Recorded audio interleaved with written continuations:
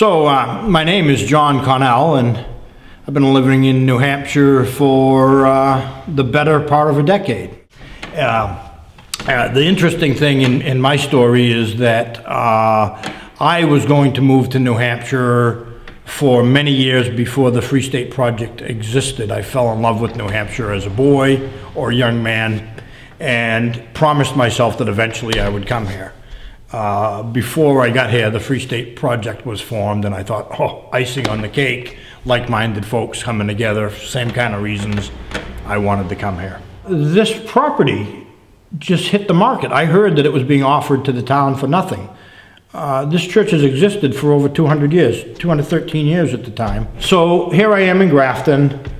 This property goes on the market, and I've just had this calling. I have no idea how this is going to work. I really don't know. But I'm not afraid. There's something that's just saying, just do it, dude, because if you don't, where's the rest of your life? You're going to look back and say, well, maybe I should have done that. Maybe, you know, what would have happened? And something just says, don't be afraid, and it's awesome. So I buy the property. I put an offer in on it pretty quickly. I think within 24 hours I had my offer in.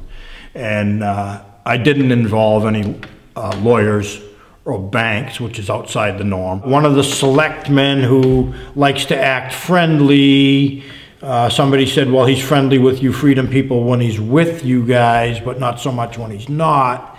When he knew that I was buying it, the first thing he said to me was, what are you going to do when we send you a tax bill? Interesting way to treat someone who's trying to save the church building and keep it going for its historic purpose.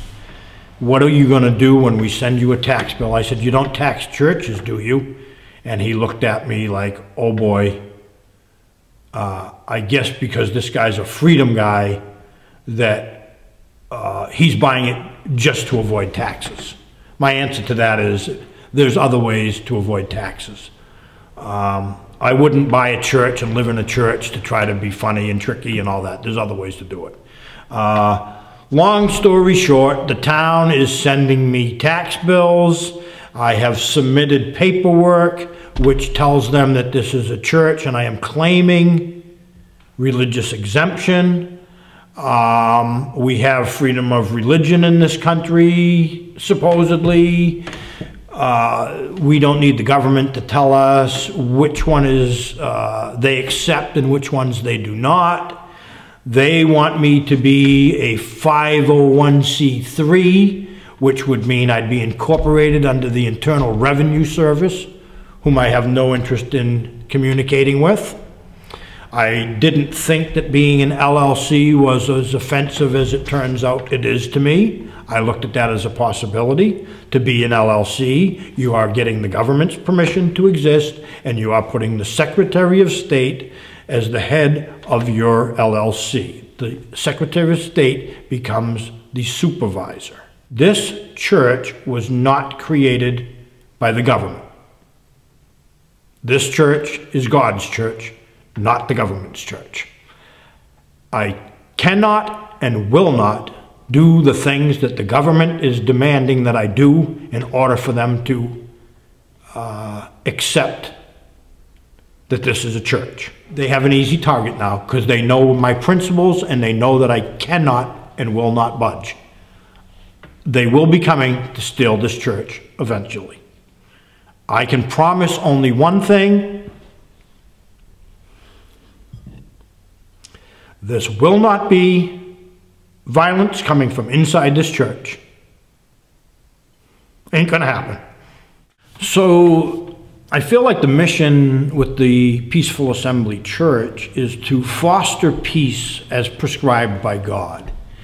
A lot of religions, almost every religion claims to be peaceful. There's been more death and destruction in the name of God and government. I don't know, a lot of times they're intertwined. In the history of the planet, that's the majority of the death and destruction. That's not the way it's supposed to be. We all know what's right. We don't need to be led in these crazy directions of where we have conflict. And so now I get to talk to a lot of people because I'm at the church. Originally, I'm just kind of being the caretaker and let's see how this unfolds. Well, I end up kind of ministering to people that have questions because they make assumptions about what I'm doing here. And I'm comfortable with doing that. I've been kind of uncomfortable with the title. Are you the minister? Are you the pastor? Are you the this? Are you that? You can call me brother or something. That'll be fine. Friend. That's all. You know, we don't need any special hats. And you know, let's just be real. And a guy paid me a pretty big compliment fairly recently. Speaking of no special hats and just being real, he says, you know, he says it's interesting when you're talking about what Jesus would have wanted and what does he want us to do. He says you're talking about him like he's just some guy that we know. And I says that's kind of the point, isn't it? It's real. It's not some, you know. It's not all that complicated. That's part of what they want you to think, that it's complicated so that you can't understand, you can't make your own decisions. Go to the guy's words, listen to what the Buddha said, look at what he said, not what everybody says he said. Go and read the stuff.